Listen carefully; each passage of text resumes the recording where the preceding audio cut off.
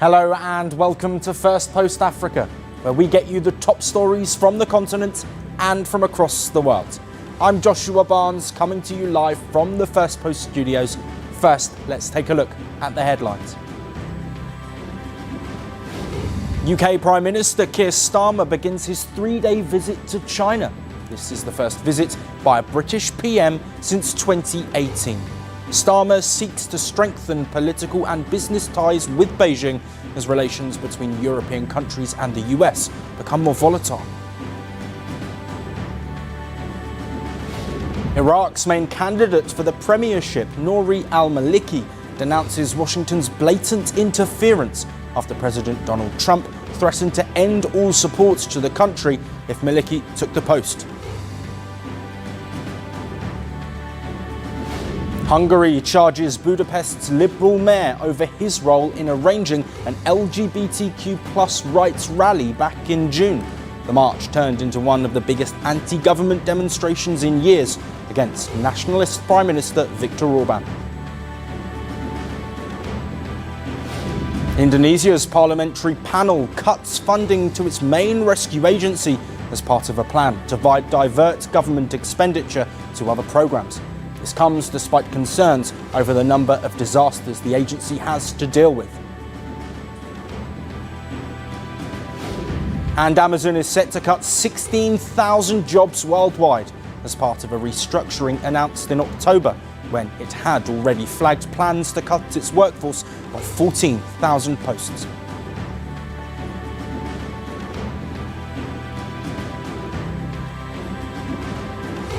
Hello and welcome. The manhunt is ongoing and has stretched far longer than anyone had expected. Uganda's opposition leader, Bobi Wine, is still in hiding.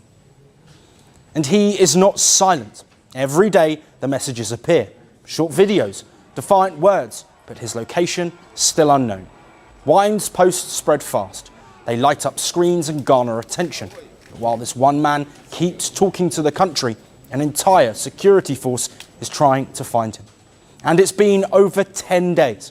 This is Uganda, days after a disputed election and still on edge. Bobi Wine went into hiding shortly after Uganda's presidential election on January the 15th.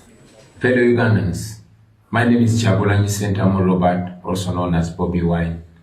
Today is Saturday the 17th of January 2026 and the time is 9 a.m. in the morning. Amidst that raid, I was able to use my skills and escape my house. But I know they're looking for me. But even if they succeed and get me and do whatever, I want to say this to you, fellow Ugandans. First and foremost, we reject whatever is being declared by Mr. Byabakama, because those so-called results that they're declaring are fake and they don't in any way reflect what happened at the polling stations or what is at the declaration forms. And therefore, those results, the so-called results, are fake. Well, the vote was chaotic. There was an internet shutdown. Biometric voter identification tech failed. Systems meant to prevent ballot stuffing did not work. Wine, whose real name is Chagulanyi Sentamu, rejected the results immediately. President Yoweri Museveni won a seventh term, with 71.6% of the vote. Wine says the election was stolen. Soon after polling day, Ugandan soldiers raided Wine's home. But he was already gone. Wine says he feared for his life. During the campaign, he often wore a helmet and a flak jacket at rallies. Security forces were always nearby. Since going underground, Wine has stayed visible in another way. That's through social media. In videos and messages posted on X, he speaks directly to Ugandans and to the army chief. Look at his latest post. He claims the search for him is intensifying. He says operatives went to Bosabala, a place in Uganda's capital, asking if he had been there. Wine also claims an aerial drone hovered over the area the night before. And finally, he ends with, "I will reappear at an appropriate time." If you notice carefully, there's one thing common across all the posts. It's the hashtag. In every message online, he adds, "Free Uganda now." And what are viewers to make of it? It's meant to show one simple thing. that the hunt is real, but that it is ineffective. By describing raids, drones and informers, he is projecting pressure. He is projecting calm instead of panic. He also shows he is politically present. Even though he is physically absent, he's reaching out to Ugandans. Each post is meant to be a performance, one where the pursuers look powerful. But it's the leader on the run who controls the narrative. The man leading the hunt is General Muhoozi Kainerugaba. He is the army chief and he is President Museveni's son. Many see him as Museveni's political heir. Kainerugaba has responded angrily to Wine's videos. On social media, he has called Wine a coward, a baboon, and even a terrorist. This is not just the search for one man, it is a political showdown playing out online. The public exchange has raised tensions across Uganda. Many fear that if Wine is arrested or attacked, the country could see unrest. Wine has strong support among young Ugandans. Many of them are unemployed. Many are angry about corruption, and many want change after 4 decades of the same leader. Tensions rose further on January the 23rd. That day, soldiers raided Wine's home again. His wife, Barbara Chagulanyi, says she was roughed up by security forces. She was later hospitalized for anxiety and bruises. Speaking from her hospital bed, Barbara, known widely as Barbie, said dozens of men in military uniforms stormed the house. Barbara says she refused to cooperate. Yesterday, the group that came to raid our home was a different group. They were so many, heavily armed, drunk, and they looked the same and spoke one language.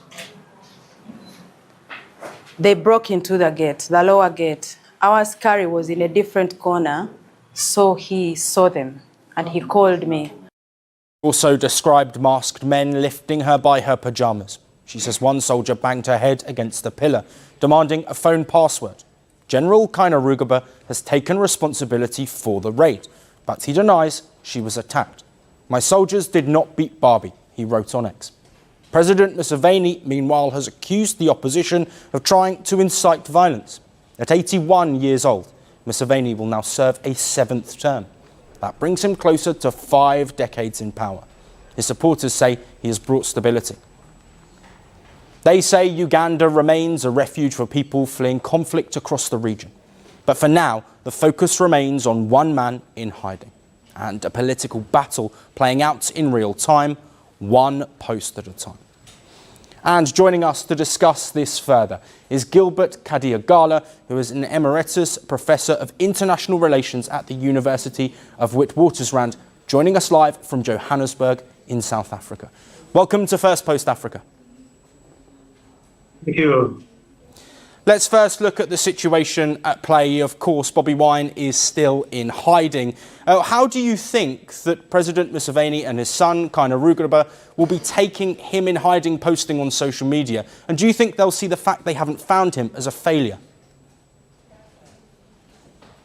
Currently, I think it is a failure because Bobi Wine remains the symbol of defiance to the government, and therefore the failure to find him is also a failure to, in fact, to forget about the election, to get over the election, which they wanted to have an election, and then life would return back to normal. I think the very fact that somebody who is very defiantly talking about a stolen election and this person has not been found, it's a concern to the government because I think they expected that things would be, in fact, back to political normalcy, but it's not. And therefore, the symbolism is important here. I think Wine wants to keep the defiance alive on social media because that's, I think, one way of, in fact, preempting the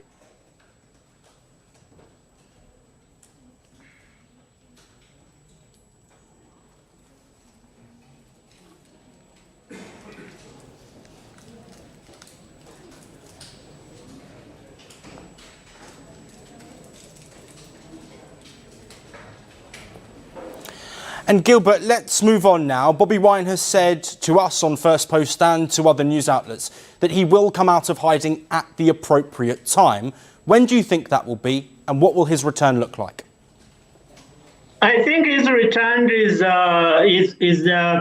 predicated on two things. One, there is a negotiated process where he can return and maybe go into exile, or where he can return and probably not face any jail terms or any prosecutions. So, but I don't think those negotiations are going to be held by local actors. I suspect that there will have to be organized. The mediation process has to be organized by international actors who can speak to both sides of the conflict, because the government will have to concede, in fact, to his release if he's found and if he's jailed. So I think his coming out has to occur alongside some pledge that, in fact, is not going to suffer the consequences. And otherwise, if he's just arrested without a negotiated process, he's going to jail definitely. I'd like to expand on that, Gilbert. You say that he would go to jail. Is there anything else that could happen to Bobi Wine if he is caught by Kainerugaba's forces? And does this activity from the army and from the presidency show that Uganda could potentially now be a dictatorship? The whole point of raiding his house, the whole point of continuing to, in fact, threaten his family is essentially to get him out of hiding, and therefore, I think the government wants him arrested. As I said, they want him arrested because he remains the only sign of resistance to an electoral process that the government thinks went very well. So the whole saga is predicated around he needs to get to jail. I think that's what the government wants. I don't think they will kill him, although some of his supporters have been killed. But I see the outcome as I said, a negotiated outcome. At some point, if there are serious international actors who can lean on to the government to get him released so that probably he can go into exile. I don't see him remaining in Uganda as a free man at this point. And I think on the dictatorship thing, it's been very clear from the beginning that the election was not held as a free and fair election. So the trend towards dictatorship in Uganda has been ongoing, I think, for the last 30 years or so. So this is not a very new phenomenon. Gilbert, thank you ever so much for your time and for joining us on Firstpost Africa. Thank you.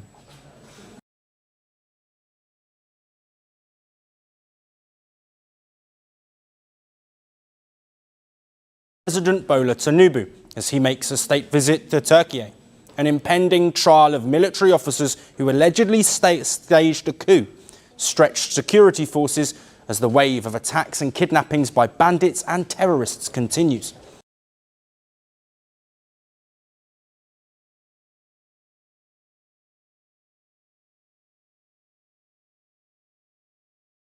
Has gone viral.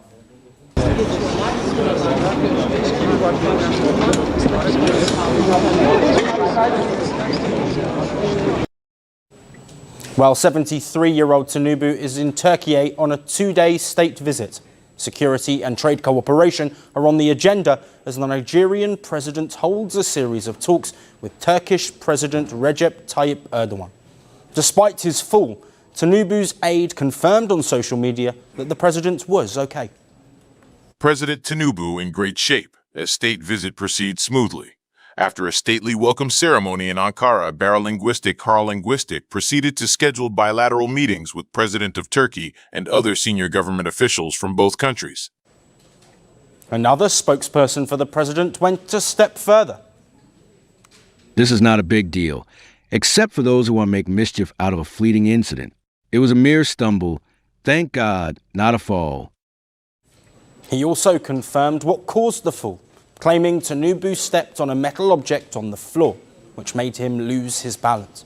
But this is not the first time Nigeria's president has fallen in public. In June 2024, Tinubu slipped and hit the deck as he climbed the steps of a vehicle in Nigeria's capital, Abuja. He was at an event to mark 25 years of democracy in the country. On that occasion, the president made light of the fool, joking that he was dancing. Early this morning, I had a swagger, and it's on the social media. They're confused whether I was doing Buga or doing Babinraga. But it's a day to celebrate democracy while doing Dobel for the day. I'm a traditional Yoruba boy. I did my Dobel. But this time around, the stumble from Tinubu is a distraction, with serious discussions underway. Nigeria remains under a nationwide security emergency, with continued attacks in the northeast. Groups like Boko Haram and ISWAP have wreaked havoc, creating fear among locals in the region. And Turkey has a substantial footprint across Africa when it comes to arms sales. Nigeria are one of at least 25 countries in the continent who purchase Turkish drones. These discussions in Ankara are expected to deepen defence cooperation at a time Nigeria needs it most. President Tinubu is under scrutiny domestically. He hopes to return from Turkey with agreements that show he is working on security and economic issues. Whether it was a fool or a stumble, this incident in Ankara is nothing more than a distraction from the serious diplomacy at play.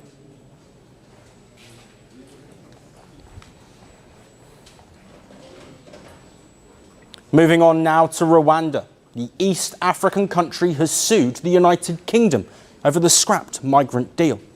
Kigali has accused London of not making promised payments. Though the deal was scrapped in 2024, it took Rwanda nearly 2 years to take legal action against the UK. The action is delayed but significant. What was the asylum seeker deal? Why was it scrapped? And what does Rwanda want from the UK now? Well, let's break it down. Back in 2022, former British Prime Minister Boris Johnson brokered the asylum seeker deal. Under the agreement, Rwanda was supposed to receive undocumented migrants who had arrived in the UK on small boats. The aim was to deter illegal migration in the UK, but the deal faced a string of legal challenges. In November 2023, the UK Supreme Court ruled that the deal was illegal under international law. The court said Rwanda was not a safe destination and it could pose a threat to life of the deportees sent there. London could only send 4 migrants to detention centres in Rwanda. Then came the 2024 general elections. The Labour Party won, and as promised, Keir Starmer scrapped the deal and declared it dead and buried. Starmer labelled the deal as a failure and said that it had wasted taxpayers' money and announced that no further payments would be made to Rwanda. But by then, London had already paid Kigali over $330 million. Now, Rwanda is seeking further compensation after the UK reportedly failed to formally terminate the agreement. Kigali has launched arbitral proceedings against the UK through the Hague-based Permanent Court of Arbitration. Rwanda regrets that it has been necessary to pursue these claims in arbitration, but faced with the United Kingdom's intransigence on these issues, it has been left with no other choice. Rwanda has also said that in 2024, the UK had asked it to forgo 2 payments of nearly $70 million due in April 2025 and April 2026, in anticipation of the formal termination of the deal. Discussions between Rwanda and the United Kingdom did not, however, ultimately take place, and the amounts remain due and payable under the treaty. Rwanda said that it had sought diplomatic engagements before resorting to legal action. The UK has reacted to Rwanda's move. London has called the migrant deal a complete disaster, and it has vowed to robustly defend its position to protect British taxpayers. Last year, the UK also suspended most financial aid to Rwanda for backing the M23 rebels in DR Congo. Kigali slammed the move and called it punitive. So, Kigali and London have not been on good terms with each other. Now it remains to be seen if Rwanda's legal move against the UK over the scrap deal will further escalate tensions between these two countries. And for our final story, let's look into China's debt diplomacy and how Africa is feeling the weight of it. A new report has revealed that Chinese finance has undergone a great reversal. Beijing has become a net extractor of finance from low and middle income countries. And guess who is bearing the brunt of China's great reversal? Africa. China is the world's second largest economy and Africa's largest bilateral lender, but over the past decade, its engagement with the continent has changed. Beijing has shifted from being Africa's top lender to a debt collector. Let's look at the numbers. Between 2010 and 2014, the African continent received over $30 billion from China. But over the last 5 years, it has paid out over $22 billion to Beijing. Another report published by Boston University showed that China's lending to Africa fell to about $2 billion in 2024. That from nearly $29 billion in 2016. So, what does this mean? Well, African nations are paying more to China than they are receiving. Expensive debt service payments threaten to cut into domestic funding, making it harder for governments to fund public services. China has long dominated development finance in Africa. In the early 2000s, China poured lots of money into Africa. It invested in roads, railways, power plants, and large-scale infrastructure projects. Between 2010 and 2016, the Chinese megaloans funded transformative projects, but also raised concerns over debt sustainability and loan repayment. However, Beijing's priorities in the continent are now shifting from billion-dollar loans to smaller projects. And now that China has stepped back from lending, multilateral institutions like the World Bank have stepped in to fill the void. Despite the shift, China continues to broaden its economic engagements with Africa. Trade between the two reached a record $348 billion last year. Meanwhile, African nations are increasingly ditching the US dollar and turning to the yuan. Last month, Zambia became the first African country to let Chinese mining companies pay taxes in yuan. And it probably won't be the last. Kenya has already converted some of its Chinese dollar debts into yuan. And Ethiopia is in talks to follow suit. China's focus in Africa is shifting from financing growth to managing risk. Beijing is collecting repayments while providing selective funding. How will this shift from Africa's largest bilateral lender impact the continent? The real effects of this pivot will emerge in the months ahead. Well, that's all we have on the show for today. We'll see you again tomorrow at the same time. Until then, thank you for watching.